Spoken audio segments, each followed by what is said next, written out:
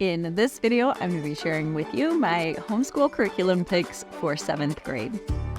Hi, my name is Erin. I'm a homeschooling mom to 4 kids, and this coming school year, we are going to be having a 2nd grader, a 5th grader, a 7th grader, and a 9th grader. I have already put together videos about our 2nd grade and 5th grade picks, and my 9th grade picks are coming up soon, as well as I'm going to be putting together a video about kind of how we've been preparing for high school using a more non-traditional approach. So I will have a link to all of those in the description below if you've missed any of those, as well as I will have a links to all of the resources that I'm going to share with you today in case you want to check any of them out yourself. So today I'm going to be sharing with you all of the different resources we're going to be using for language arts, math, history, science, and Bible. Now, within language arts, there are quite a few different moving pieces. There are a lot of different components that go into it.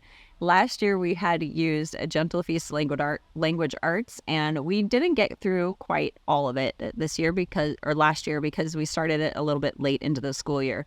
So my kids are going to be finishing up the grammar portion of that language arts curriculum. The thing that they are going to be finishing out is this book called Grammarland, which is a more story format way of learning about the different parts of speech and articles and syntax and parsing and all of those kind of things through a story format. So it makes the idea of learning grammar a little bit more fun and engaging. So our 7th grader will be finishing up reading this, and we'll do more grammar with our kids as they get a little bit older. All of the things in grammar that they need to learn, and I've heard this before, that they can learn all of the components of grammar in like a semester, maybe even be less than that, of like high school level language arts. So placing a huge emphasis on some of those kind of things earlier on is really not critical, in my opinion. It is important to know some of the things, but I'm definitely not one to be into the diagramming sentences and all of that stuff ad nauseum at this age. They will learn to do a little bit of that as they get more into high school, but I'm definitely not very concerned about it in elementary and middle school so much. That's just my opinion. I know a lot of people are really into that, and that is fine. Do what works for you. For writing, we're going to be going back to writing and rhetoric. We used this with my incoming 5th grader and 7th grader a couple of years ago, and I did really enjoy it. But when we switched to Gentle Feast last year for some of our other stuff, I really wanted to try their language arts packet. But I felt like my kids really need a little bit more foundation in writing, rather than just doing their own written narrations, which we are still going to do that kind of thing as well. But I wanted to have more of a foundation of things that are teaching them principles of writing. And this particular book covers how to write a 4-paragraph essay, how to do outlines, how to refute or confirm parts of stories, and comparison and contrasting, and learning how to write an introduction and a conclusion for an essay, and things that I feel like are really important for kids to know now that he's in middle school and definitely going on into high school and potentially laying that foundation for college if they choose to go to college when they're older. Writing an essay is a critical component of that. So that's why I chose this particular level. This is recommended for grades 5 through 6. He is in 7th grade, but this is my child that does struggle with dyslexia. So the big struggle for him at this point is not reading. It's the more dysgraphia component, where struggling with getting the thoughts in here into correct sentences and on the page and that kind of stuff. So I am totally comfortable and confident in our decision to kind of do things on a little bit less of a level than is recommended for his grade level. I'm really big on working with our children where they're at, not where they should be, regardless of their capability. And so I feel like we can give them a better foundation if we support them with what they need where they're at, and not try to push them too fast into things that they're not ready for. So as I finish up that diatribe here, this is going to give him, I think, a great foundation in learning how to write beginning essays. And there are definitely things that we have learned how to do better with him with dyslexia. And I think that could probably be like a whole nother video on its own. So I'm not going to get into that too much here today. Moving on to reading and literature. I have been really wanting to do a lot more classics in our homeschool. I feel like there's a wealth of knowledge that we can learn from really great writing. So much writing today is just fluff and garbage. And we're not going to create great writers if they don't read great writing. And so I am big on teaching them foundations of writing, in part through learning from great writers. So this year I found this study guide company called Progeny Press and had each of my kids choose a book that sounded interesting that's kind of on their grade level that they are in. And he chose Johnny Tremaine, which is a story from the Revolutionary War, which is right up his alley. It's a great, great story. This study guide is going to help them to learn how to extract information and ideas from the story, things like literary analysis and questions to give them a good understanding of different writing techniques and how to use those, understanding the intellectual, moral, and spiritual issues that are in the stories and weigh them with reference to scripture. So I love that this particular company writes these through a Christian perspective. So even if the book isn't necessarily Christian on itself, we're learning how to analyze it through a Christian perspective, which I think is really valuable for us to do. So this is going to be the first one that he does. My fifth grader also chose a book, and they're kind of the same reading level. So they'll probably swap the ones that they do after they finish this one. And then if we like this format and how this works, we will order another one for them to do after they get done with those two. For spelling, we're going to be doing All About Spelling, and this is level 4. Again, I am big on working with our kids where they're at. We found All About Spelling about 3 years ago, I think, after trying multiple ways of spelling and actually learning that he did struggle with the challenge of dyslexia and the gift of dyslexia, and figuring out that we needed to approach things from a different way. And so we went back to the basics. We started with level 1 with him, and he has just been working through learning more and more each year, one book at a time. So even though we're on level 4 and he's in 7th grade, this is where he's at right now. And I'm okay with that. This is what we're working on. This is a really great curriculum that's based on the Orton-Gillingham method, which is fantastic. If you have a child with dyslexia, it is amazing. Even if they don't have dyslexia, it really teaches them that foundation in phonics and all of the spelling rules and things like that he in particular, that was like super helpful for him. My other 2 boys just pick things up like this, and they didn't need to know all of the spelling rules in order to figure out how to spell. They would just see a word and then be able to spell it, where he really struggled with that decoding component of learning how to spell words. And so learning through this method where it really walks them through all of those spelling rules and different sounds that different letters and phonograms and all of those kind of things work has been really, really helpful for him. So this is where we're at with spelling for this year. For math, we have officially switched to Saxon math for our 3 boys, and he's going to be doing Saxon math level 8-7 with pre-algebra. So this is for 8th graders that need a little bit more help, or 7th grade. And going into 7th grade, this is where we're at.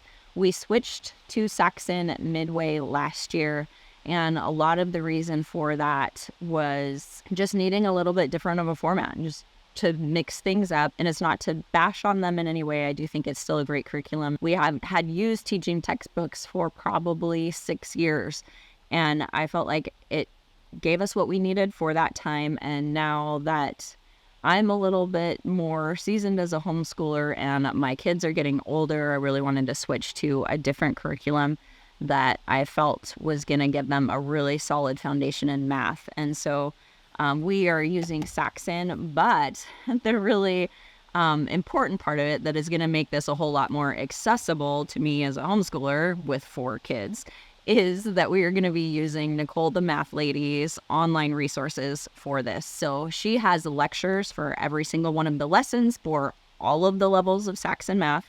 And we have a membership on her website. The kids can log in, they can go and watch the lecture that they need to do, and then they answer all their questions on the computer. It automatically does all the grading for you. It has been a fantastic fit, and we are just very, very happy with that resource.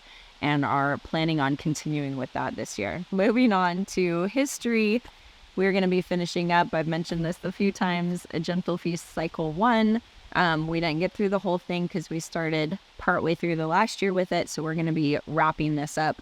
This covers exploration, early American history up through about the year 1680. So I recently did a whole video all about A Gentle Feast that I will link in the description below. In a nutshell, A Gentle Feast is a Charlotte Mason homeschool curriculum that essentially covers every subject that you need for homeschooling except for math. Each cycle provides the lesson plans for all of your children from elementary up through high school. It's a really great all-in-one curriculum. We're going to be finishing this up and then doing a study together as a family about the Pilgrims. And then we're going to go into Herodotus and the Road to History.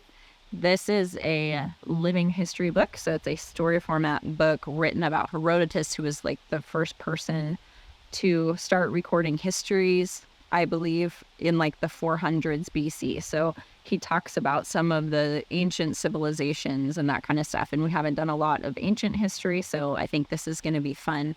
We have done another book in this series last year that was really great. So I'm excited to have the boys go through this year. And then along the lines with their history, we'll be continuing with their history timeline notebooks.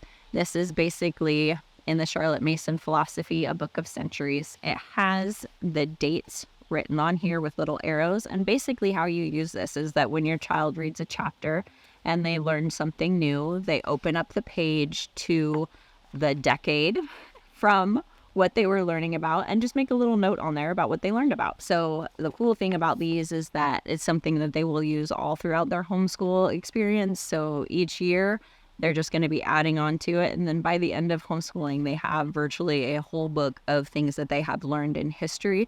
So they can quickly and easily, at a glance, flip up into a page and jog their memory about things they have learned about that time period.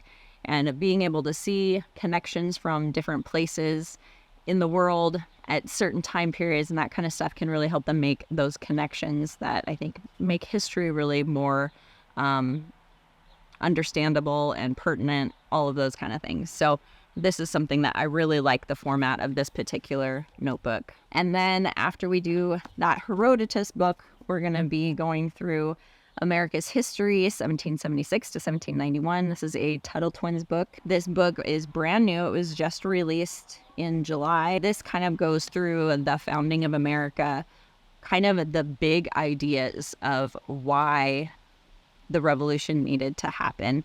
Goes through talking about economics and the anti-federalists and the federalists and how printing money played a role in the revolution and economics and a lot of these kind of big picture ideas that a lot of times aren't talked about on younger level, introductory American history, that kind of stuff. So I love that this really gives you the why a lot behind a lot of the reasons of how our country was founded and why it was so important that it was set up the way that it is. But this is told through the Tuttle Twins, kind of, if you're familiar with any of their books, it's these two twins, and it's kind of a more story form way of learning about it. So they kind of are talking with their grandpa or dad or different people about things, and that person then is like teaching them these ideas about economics and telling them through the story of the founding fathers how that played out.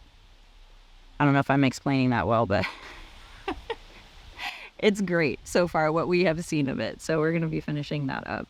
And then for science, to round out the year, we're going to dive into astronomy a little bit. I used this book, Exploring Creation with Astronomy. This is an apologia study for elementary grades.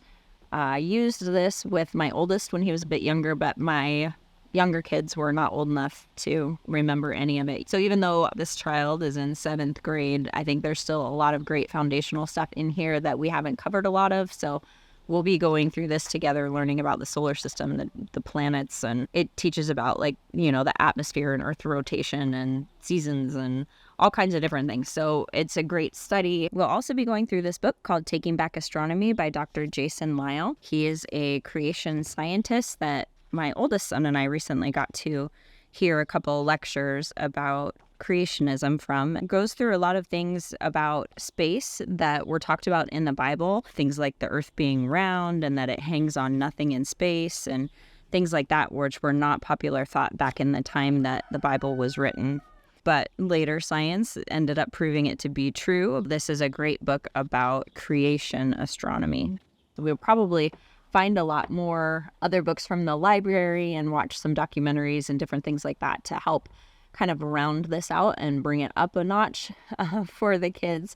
And then they'll be doing some writing projects as well based on their science and their history type readings. We generally will do a written narration like once a week where they get to choose a topic that they learned about either in history or science and write a short essay about that thing that they have learned about. So that is kind of another component that kind of rounds out how we do a lot of our homeschooling, especially on the little bit older levels, how you can make an easier book like this turn into a more full curriculum, so to speak, by writing about what they have learned about, because then you're pulling in elements of language arts and all of these things together. So a lot of homeschooling really can be that cross-curricular approach where you can have a writing assignment linked to history and call it language arts and history at the same time. You really don't have to have a full language arts curriculum, history curriculum, science curriculum, all these things that are separate pieces. We can interweave them and help them work together. So that's kind of how we do some of that. And then moving on to Bible, we're going to be doing Fruit of the Tongue from Not Consumed. This is a biblical study over the power of words. So this is really teaching kids that what we say is important and that our words have the power to build people up or to tear them down, and that we need to be mindful of how we speak to others, and that matters to God and how we live our lives. And so all three of our boys are going to be doing this study. And then we also have Cold Case Christianity for Kids. This is learning to investigate Jesus with a real detective. And this is kind of a book teaching about how detectives solve crimes and how we can apply those principles and ideas to studying the Bible and the validity of Christianity, that kind of stuff. So really getting them to ask questions and learn how to find answers to those things about our faith so they can have that rock solid faith. They really need to understand that there is evidence to believe what we believe, that it's not just a blind faith that we live. There is actual evidence, and we can prove Christianity to be true. And we don't have to be afraid of people that question things. And so I think this will be a good kind of introductory to that apologetics kind of thing. So this is something we'll probably do either in our morning time or maybe even as a family after dinner or something like that. I'm not quite sure, but it looked like a great book, so I just had to get it. That is what I have for our 7th grader. Again, make sure you check out our 2nd and 5th graders picks, and our 9th grader is coming up soon as well. If you enjoyed this video today, please hit that thumbs up button below, and I'll see you next time. Thanks so much for watching. Bye.